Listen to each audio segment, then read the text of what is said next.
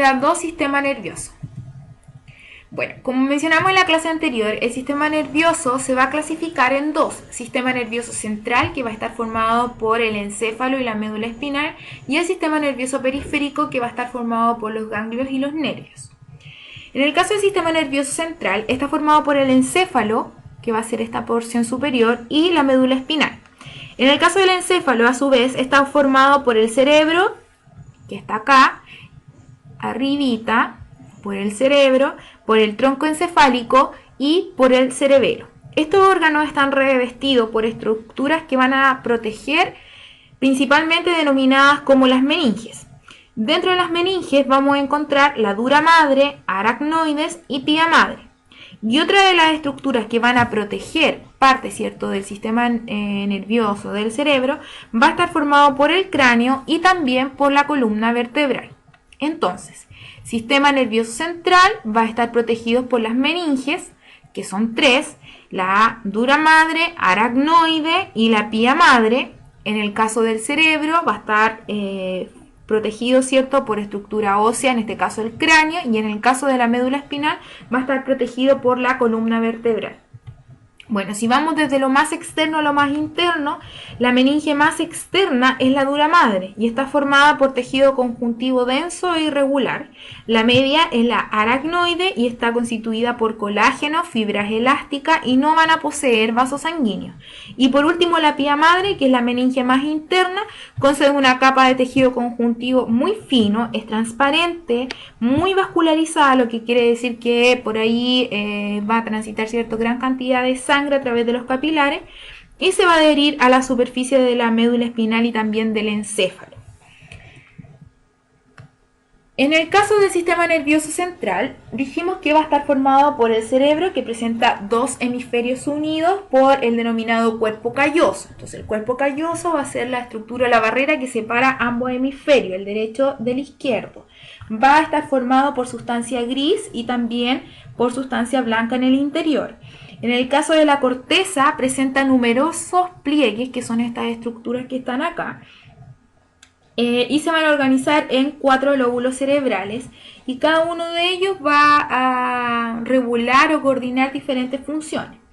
En este caso, el cerebro va a ser el centro integrador para las funciones cognitivas superiores y va a ser muy necesario para la ejecución de conductas homeostáticas, es decir, de equilibrio muy complejas. Por otra parte, tenemos el cerebelo, que está en la parte baja del cerebro, que presenta también dos hemisferios cerebelosos unidos por una zona denominada vermis. Entonces, lo que separa el hemisferio derecho y el izquierdo del cerebro es denominada como cuerpo calloso. En cambio, lo que separa el hemisferio derecho e izquierdo del cerebelo es denominado como vermis. Está constituido también por sustancia gris y por sustancia blanca, que va a estar al interior, y tiene como función coordinar la actividad sensorial y motora del organismo, es decir, del movimiento. Podemos encontrar también el diencéfalo en la zona interna, que va a estar compuesta por el epitálamo, el tálamo y el hipotálamo. Vamos a encontrar el tronco cerebral o tronco encefálico, que está formado por el bulbo o médula, el puente y el mesencéfalo, y estas estructuras van a cumplir funciones en la mantención del organismo, como por ejemplo la respiración y el ritmo cardíaco. Y por último tenemos la médula espinal, que está ubicada en el interior de la columna y que su función es servir de centro integrador de la actividad neuronal, es decir, comunicar y coordinarse con las actividades nerviosas para poder producir respuestas a través de los nervios, por ejemplo, que van a estar ubicados en distintas partes de nuestro cuerpo. Van a llevar información hacia la médula espinal, la cual va a transmitir esa información hacia el cerebro para poder formar y realizar, ¿cierto?, una respuesta frente a esas señales, y luego la respuesta enviarla a través de la médula espinal hacia los nervios para que se produzca la respuesta que mencionaba.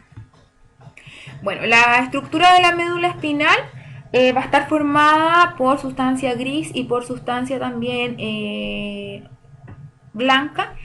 En este caso podemos distinguir varias estructuras. Por ejemplo, aquí tenemos materia blanca, tenemos materia gris. Si hablamos de materia gris es porque está formada por los somas, si hablamos de materia blanca es porque está formada por los axones. En este caso tenemos, ¿cierto?, lo que denominamos como la médula espinal, que va a estar también protegida por la pía madre, aracnoide y la dura madre. Recordemos que la pía madre es transparente, muy vascularizada, la aracnoide es más delgada, ¿cierto? Y la dura madre va a proteger la parte más externa. A partir de lo que es la médula en sí, ¿cierto? Van a salir una red de ramificaciones neuronales que van a formar lo que son los nervios. Y a través de esos nervios van a formar lo que se denomina como el sistema nervioso de tipo periférico. Bueno, y en el caso del sistema nervioso periférico, permite conectar el sistema nervioso central con los receptores sensitivos, los músculos y las glándulas de las zonas periféricas del cuerpo. El sistema nervioso periférico está formado por los nervios, que corresponden a agrupaciones de axones que llevan información desde la periferia a los órganos centrales, y en el sentido contrario por los ganglios, que son agrupaciones de cuerpos neuronales. Existen 12 pares de nervios craneales que nacen desde el encéfalo y 31 pares de nervios espinales que se asocian con la médula espinal. Estos últimos se distribuyen de acuerdo a lo que van a ser los segmentos medulares. Por ejemplo, existen 8 que van a ser de tipo cervicales, van a haber 12 que son torácicos, 5 que son lumbares, 5 que son sacros, ¿cierto? Y 1 que es coxígeno o coxígeo, que es el que forma parte, ¿cierto?, del coxis.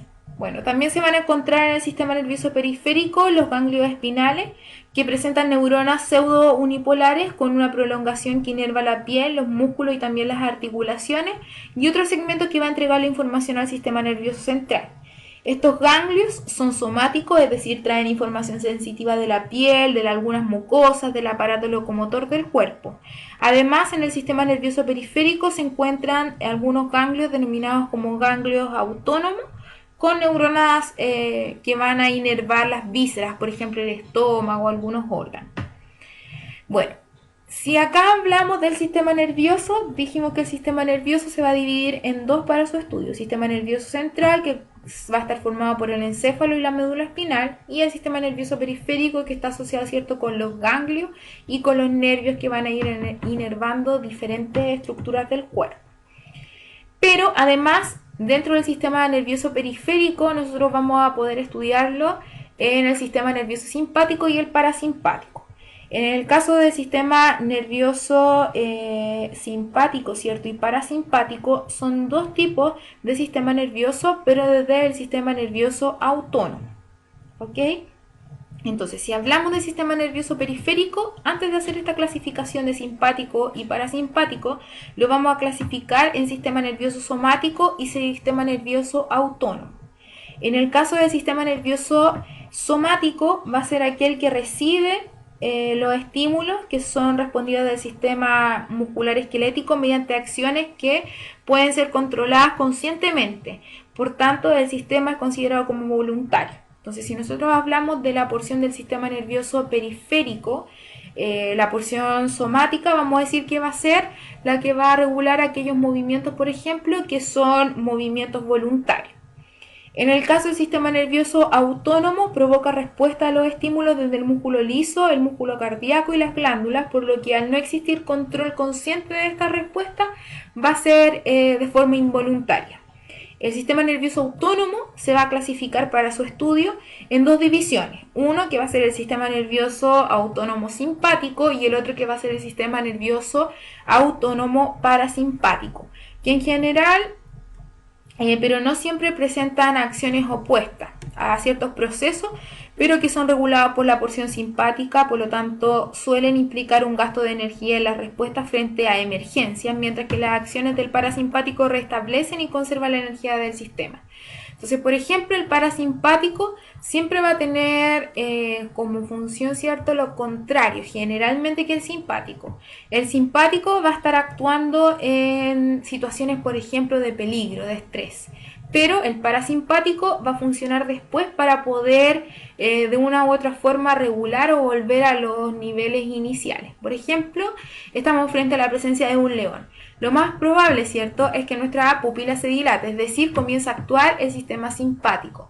Frente a cualquier acción de peligro, nuestras pupilas se van a dilatar, se va a inhibir la salivación, los bronquios se van a relajar, va a comenzar a aumentar el impulso nervioso, se inhibe la actividad digestiva, va a disminuir las contracciones intestinales, por ejemplo, se va a estimular la liberación de glucosa porque vamos a requerir de energía en el caso de necesitar, por ejemplo, salir arrancando, se va a relajar la vejiga y se contrae el recto.